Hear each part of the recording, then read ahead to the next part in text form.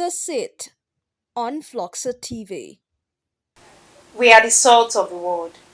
And what a man can do, a woman can do better. It's a beautiful day on the seat with Heritage Oyedepo. And today I had to bring an honorable woman, someone who is of great valor, Erelu Yinka Jaiyeoba. Good day, ma. How you doing today, ma? Good. I must say you look beautiful, ma. Thanks for the compliment. Yes, ma. Okay, ma, please, can you run us through your background, ma? I'm Erelu Yinka Jaiyeoba. Okay, ma. I'm a Christian by birth, but a Muslim by marriage. Okay. I was born in the late 50s. I had my primary education at Sacred Heart Private School, Ring Road. Later on, went to Queen of Apostles Secondary School and proceeded to University of Lagos for my first and master's degree. I worked briefly with the Standard Breweries.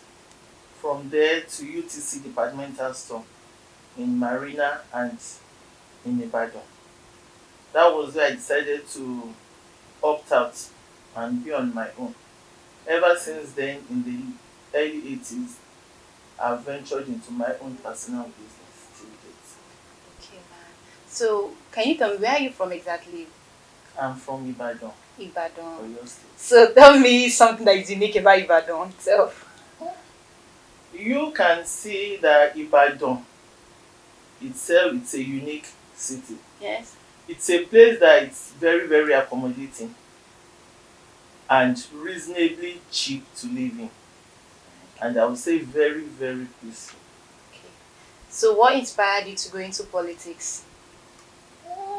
I decided to go into politics through, I would say, through friends and senior ones' advice.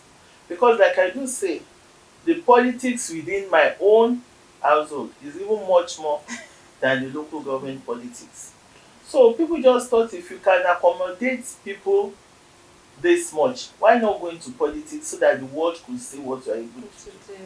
Okay, that's really, really nice, and I like that. So, how have you been able to balance your career as a wife, and also with your politics?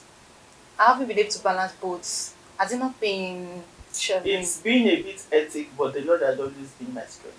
Oh, that's beautiful, ma. Okay, ma. So, what career did you start with at first? I started with buying and selling into the French country, Okay, Côte d'Ivoire to be precise. okay, I had shops there. okay, I do import Nigerian materials down to Côte d'Ivoire, okay. and I operate a restaurant over there too. Oh, okay. So, do you have any intention to run for any political post? Initially, when I went into politics, yes, I wanted to vie for the chairman of Akinyele local government. Okay. But unfortunately, for the 8 years that Senator Ajumobi ran and governed, uh, he never deemed it fit to allow us uh, go into the local government election. Okay. It was on appointment that the chairman operated for the 8 years he spent. Okay. So you said you were unable to do that. Is it that there's a barrier to women in politics, or is it that it was something on his own part? It was on his own part because I did all I could within my reach Okay. to really tell and let the world know that what a man can do, a woman can do better. Definitely. But unfortunately, the governor, for reasons best known to him, decided not to cast the votes. Oh. It was a general thing. Okay. Okay. All right, ma. So your position on women involvement in leadership, do you think you were given enough chance at all? We are getting there by the day, but not yet there. All right, ma. So you were in APC before. Yeah. Before joining PDP. What led to the defection? We felt slighted and cheated Okay, in APC. in APC Okay. because during the last Congress, we saw some people just decide to hijack the party. definitely if you run for a post of the or if there is any election, we definitely know that there are going to be losers and there are going to be winners. But unfortunately, we were all deprived of our rights.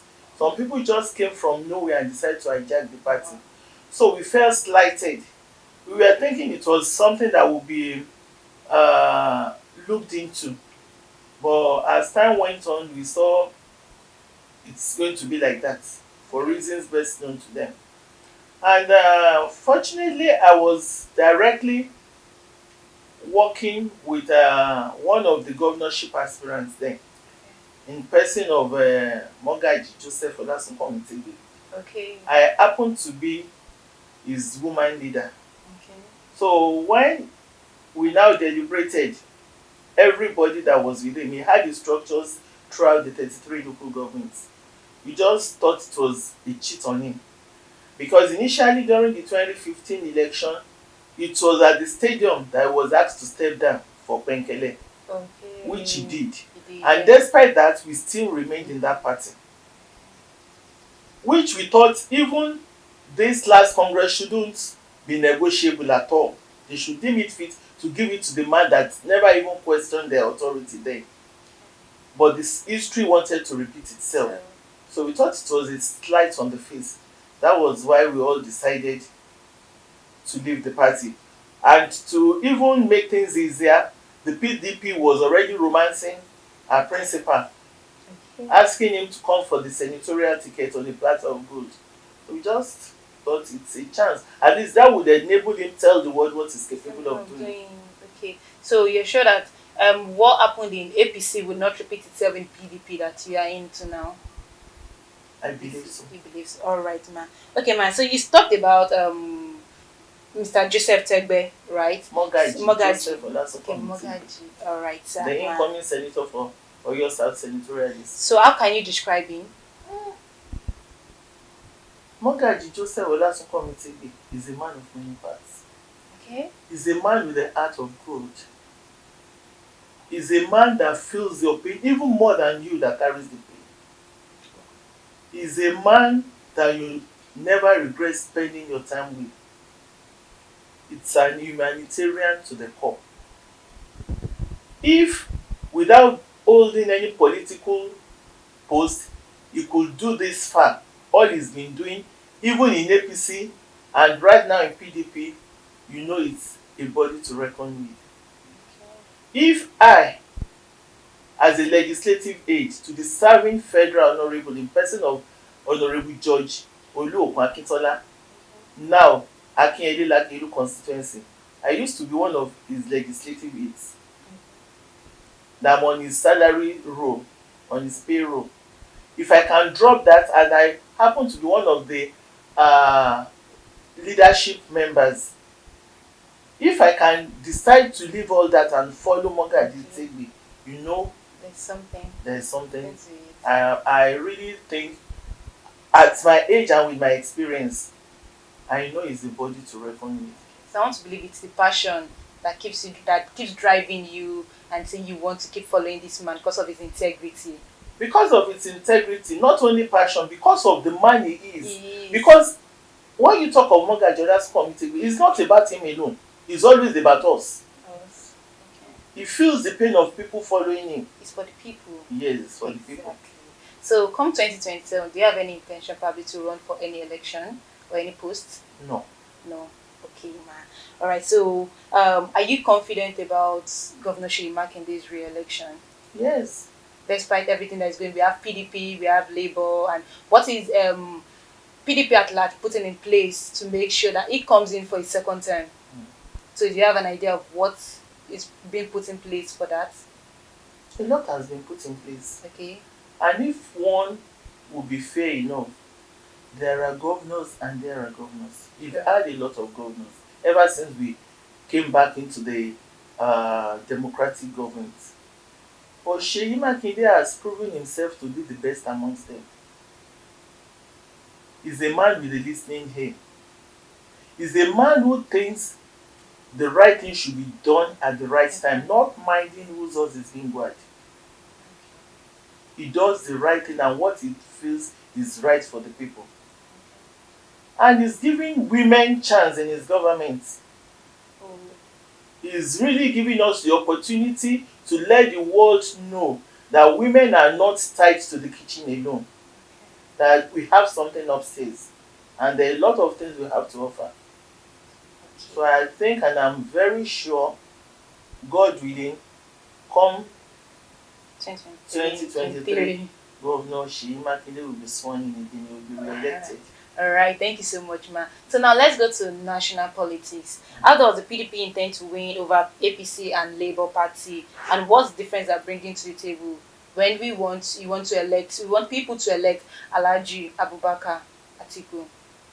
Yes, it's the election, the emergence of PDP at the presidential level Yes. is very certain. Okay. We are all Nigerians. Nigerian today, we know what is all about it. A bag of rice, we know how much it sells now. We know how much it sold for in those days. The amount we use in buying about 4 or 5 bags of rice is what we use in buying one. The security is null and void. Only to a few days ago, they said this Boko Haram, they had to release some prisoners for them in exchange for 23 people that would be released. Not even putting it on mind into consideration that these people that are being used as exchange are human beings like us. Sure. They are being there for God knows what offense they've committed. And it's not everybody there at the correctional center is a criminal. Not everybody. So the tendency is there that innocent souls might be among the people released to Boko Haram. Okay. You cannot be confident and sleep peacefully. You cannot even get home and ask your children, are you full? Are you okay? No. You'll be afraid, because once you ask that question, you already know the answer. That mommy, no, we still want more. So things are terribly bad. We know it. We know it. Alhaji Atiku Abubakar is coming into office not as a first timer. He has served in a public office before. He was once a custom officer. He knows what the ins and outs of the economy. He knows what it means. He has already felt the pains of the masses. He's worked with smugglers. He knows the laws, the rules and regulations guiding the coming in and going out of things in the country. So he really knows where to address, because he's an experienced man. He's been opportune to be a vice president of this same country. So he knows what and what to do. He's not a first timer. He's not naive. Okay. He has served at the presidential level once. Okay. You could be a governor, but if you don't have what it takes, you might not be able to operate at the presidential level. But he has once been a vice president of this same country, and it is this same Nigeria wants to govern now. So I think we should expect the best. Okay. Apart from him being capable, do you think it is fair enough as we have President Muhammad Buhari as Northerner, and now we are bringing in Atiku in? He's also a Northerner. Do you think it's fair enough for Nigerians at large? Come. Politics of today should not be sentimental. Okay. We should put the right person at the right place. We shouldn't be sentimental about it. We've got Yorubas, the Southerners have governed once. We are all agitating. Okay, let me cite for instance this Oyo State. We are of the opinion that we would appreciate if they can create Ibadan State. Okiogun people are agitating if they can create Okiogun. Okay. We've had one of our presidential, our governorship aspirants has once been a Senate leader. What did he do then? Okay. We have Yorubas as a president. What did they do then? Go to the north. This so-called states that they created is not even up to a local government in Oyo State. But because They believe they should rally round their people and see to their needs. Okay. Our people that have been opportune to be in government, what have they done for we Yorubas? So come, let's come off this sentimental politics. Everything. Let's be factual for once. If it's an Hausa man that will bring relief to Nigeria, so be it. Okay. So, how confident are you about article coming in? I'm very confident Confident about it. that it's the Lord's doing All right. and it's going to be. All right. So, what do you have to say to people out there, youth and the nations at large, about election come 2023? What should they do in regards to votes? Come 2023, I'll just appeal to our youths. They should please avoid violence. Because any right thinking parent that saw what happened during the NSAS will really feel bad and wouldn't even want a repeat of it. And our youth should please open wide their ears, their eyes, and their intelligence this time around. We shouldn't go for sentimental politics. We shouldn't go for politics of thuggery. For once, we should go for politics of intellectuals, politics that would even afford our youth the opportunity to exercise what they've gone through the 4 walls of the university to study. We have most of our youth graduates, they are rotting at home. Many parents really suffered, denied themselves of so many things, hoping that when their children become graduates, they will smile. But the reverse is the case now. So we shouldn't be sentimental about it. We should do what we believe is right and will take us to the promised land. Out of our presidential candidates, we know some of them that if they come into power, it's going to be thuggery. Thugs will take over. And we know people that if they are being allowed, would once again smile in Nigeria. Okay. So we should all sit and think deeply. It's an opportunity. And once we make that mistake, it's another 4 years. Sure, exactly. Another prayer. Yes, so we should all be calm or be wise about choosing the next president. So, what's your vision for the next 5 years? Where do you intend to be in politics, family? I pray I see a better Nigeria. Come May 29, 2023, I wish I would smile again and say Alhamdulillah and praise God for giving us a new dawn. Take for instance, Jando and Funke Akindele Okay. from Lagos State, they are youths. They have what it takes. There is no school in politics. It's all about the experience. And politics starts right from your home. If you can wake up a day and be able to give listening ears to at least 2, 3 people, and out of your widow's might solve their problems, then you are capable of governing a local government. And once you govern a local government, you could govern a state. So we should all expect a new dawn.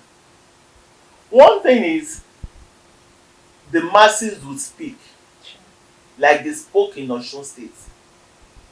We all knew that the last election in Osun State was nothing to write home about. It was a daylight robbery. But they allowed peace to reign. So this time around, the Osun people has woken up and they have really done the comparison. That was why they were wise enough to choose wisely this time around. So when the whole country was fed up some years back, they decided to start to try another party, which they have tried now. They now balance it and they now see one is even much more better than the other. So I think we should expect a new dawn. Alright, we are all expecting the new one. Thank you so much for your time, ma. I really do appreciate, ma. Okay, that's actually a beautiful section with Erelu Yinka Jaiyeoba. Join me next time on the seat, and I remain your host, Heritage Oyedepo. Bye. On the Sit on Floxer TV.